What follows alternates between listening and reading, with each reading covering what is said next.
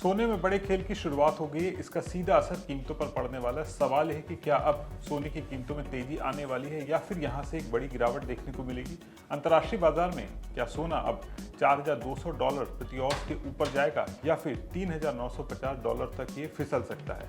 क्या अमेरिका और ईरान के बीच चल रही बातचीत गोल्ड की कीमत तय करेगी और क्या इस हफ्ते आने वाले अमेरिका के रोजगार के आंकड़ों से कोई बड़ा धमाका हो सकता है। अगर आप सोने में निवेश करते हैं या फिर गोल्ड ETF खरीदते हैं तो ये खबर आपके लिए बेहद जरूरी है, क्योंकि इस वक्त गोल्ड एक ऐसे मोड़ पर खड़ा है जहां एक छोटी सी खबर भी सोने की कीमतों में उतार चढ़ाव ला सकती है। आइए आसान भाषा में ये पूरी कहानी आज इस सोना चांदी के शो में समझते हैं। नमस्कार, मैं सौरभ दीक्षित और आप देख रहे हैं बिस्तर। सबसे पहले आज सोने चांदी की कीमतों पर एक नजर डाल लेते हैं। आज यानी 4 अगस्त को मल्टी कमोडिटी एक्सचेंज यानी कि MCX पर दोपहर करीब 3 बजे 5 अक्टूबर 2026 की डिलीवरी वाला सोना 595 रुपए की तेजी के साथ 1,43,510 रुपए प्रति 10 ग्राम पर ट्रेड कर रहा था। वहीं 4 सितंबर 2026 की डिलीवरी वाली चांदी 2,342 रुपए की तेजी के साथ 2,19,088 रुपए प्रति किलो पर ट्रेड कर रही थी।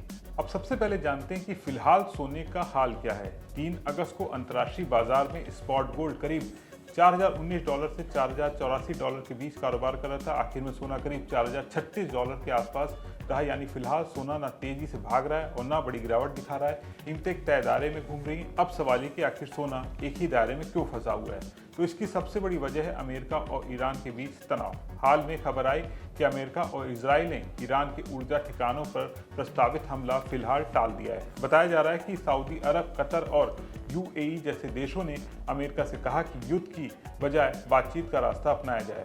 अमेरिकी राष्ट्रपति डोनाल्ड ट्रंप ने भी कहा है कि ईरान के साथ बातचीत शुरू होगी और हार्मूज को खोलने पर समाधान निकाला जा सकता है। हालांकि ईरान ने अमेरिका के साथ सीधी बातचीत की खबरों से इनकार किया है, यानी स्थिति अभी भी पूरी तरह से साफ नहीं है। इसी बीच कच्चे तेल की कीमतों में भी एक बड़ी गिरावट देखने को मिली है। ब्रेंट क्रूड एक वक्त लगभग 9% तक टूट गया। तेल सस्ता होने से महंगाई का दबाव कम हो सकता है और यही वजह है कि सोने पर भी इसका असर पड़ सकता है। अब बात कर लेते हैं डॉलर की। पिछले कुछ दिनों में अमेरिका डॉलर इंडेक्स भी कमजोर हुआ है। जब डॉलर कमजोर पड़ता है आमतौर पर सोने को सहारा मिल जाता है। इसके अलावा अमेरिकी फेडरल रिजर्व ने ब्याज दरों को लेकर अपेक्षाकृत नम रुख अपनाया है। यही वजह है कि सोने में बड़ी गिरावट नहीं आई, लेकिन अब असली परीक्षा इस हफ्ते होने वाली है। इस हफ्ते अमेरिका से कई बड़े आर्थिक आंकड़े आने वाले हैं जिनका असर सोने की कीमतों पर पड़ सकता है। इसमें जॉब ओपनिंग का डेटा आने वाला है, ADP एम्प्लॉयमेंट डाटा आने वाला है, IMS सर्विसेज इंडेक्स और सबसे अहम नॉन फॉर्म पेरोल शामिल है। अगर रोजगार के आंकड़े कमजोर आते हैं तो बाजार को उम्मीद होगी कि फेड भविष्य में ब्याज दरें कम कर सकता है। ऐसी स्थिति में सोने की कीमतों को मजबूती मिल सकती है, लेकिन अगर आंकड़े मजबूत रहे तो सोने की तेजी पर ब्रेक भी लग सकता है। तो कुल मिलाकर इस वक्त सोने की दिशा 3 चीजें तय करेंगी। पहली, अमेरिका और ईरान के बीच बातचीत अगर आगे बढ़ती है तो या नहीं।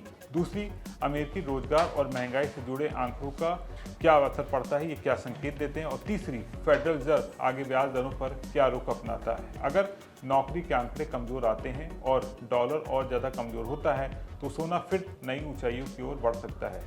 लेकिन अगर अमेरिकी अर्थव्यवस्था मजबूत बनी रहती है और तनाव कम होता है तो फिलहाल सोना अपने मौजूदा दायरे में ही कारोबार करता नजर आ सकता है। यानी निवेशकों के लिए अभी सबसे अहम जरूरी बात यह है कि घबराकर फैसला नहीं लेना है, बल्कि आने वाले आर्थिक आंकड़ों पर नजर रखना है।